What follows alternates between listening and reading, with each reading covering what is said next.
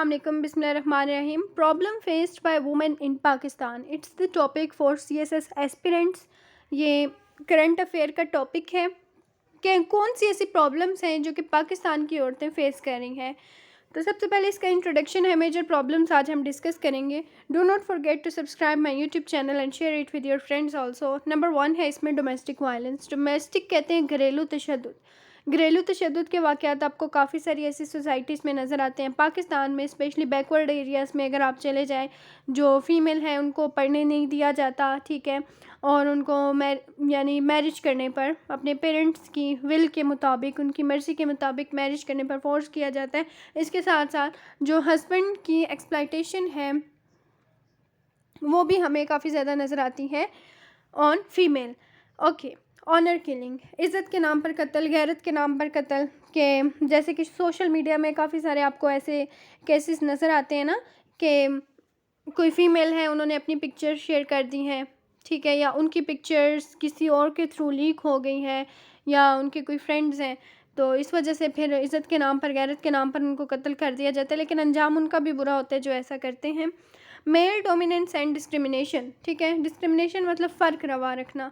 तो male dominance मतलब मर्द हमेशा से गालिब रहा है, ठीक है, अवर फीमेल, ठीक है, अवर women.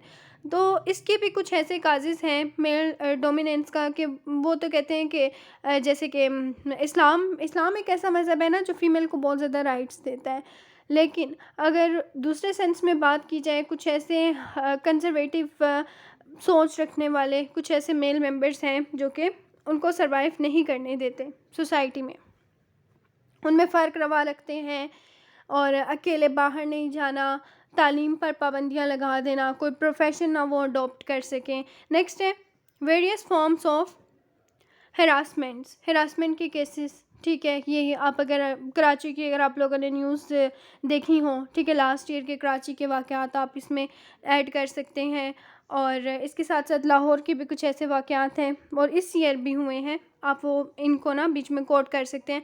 Problems in law, women protection bill. लेकिन क्या है कि कानून के हवाले से अगर कानून औरतों को आज़ादी दे दे तो औरतें मतलब कानून कुछ ऐसे पास भी हुए हैं, ये नहीं कि फ़ीमेल को राइट नहीं है। फ़ीमेल को राइट दिया गया है कि अगर वो हस्बैंड के लिए चाहे, अगर वो अपनी रज़ामंदी देती हैं तो तब उनके हस्बैंड सेकंड मैरिज कर सकते हैं, अदरवाइज़ नहीं। तो ये इसके लिए ना मतलब कानून पास हुआ है, तो इस तरह के वुमेन प्रोटेक्शन बिल्स होने चाहिए, ठीक है।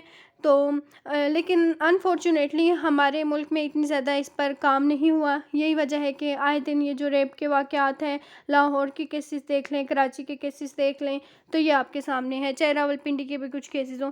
Issues related to women empowerment,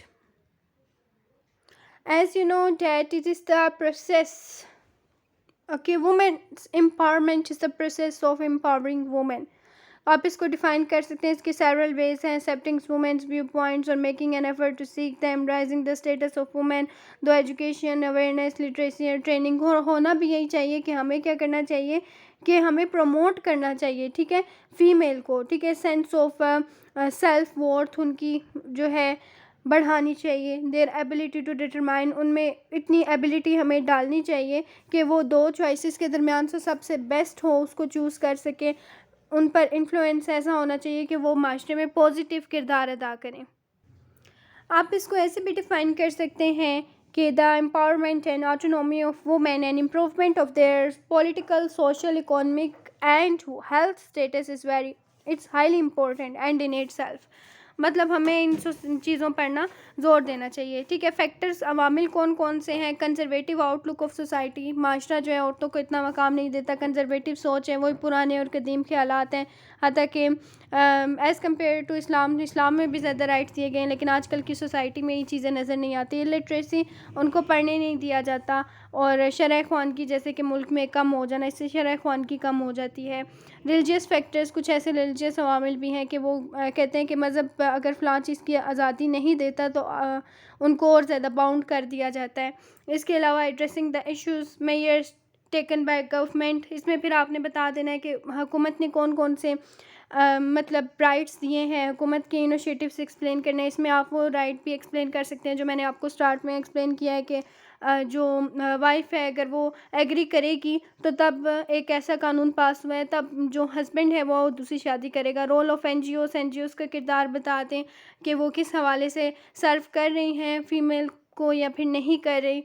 women rights activists, इसमें आप मलाला यूसुफ़ज़ई की एग्ज़ाम्पल दे सकते हैं।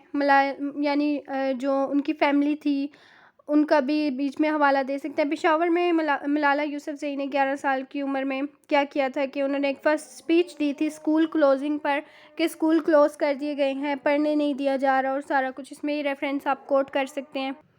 अब आपने सॉल्यूशन देना है कि आप इसको ठीक कैसे कर सकते हैं, ठीक है? तो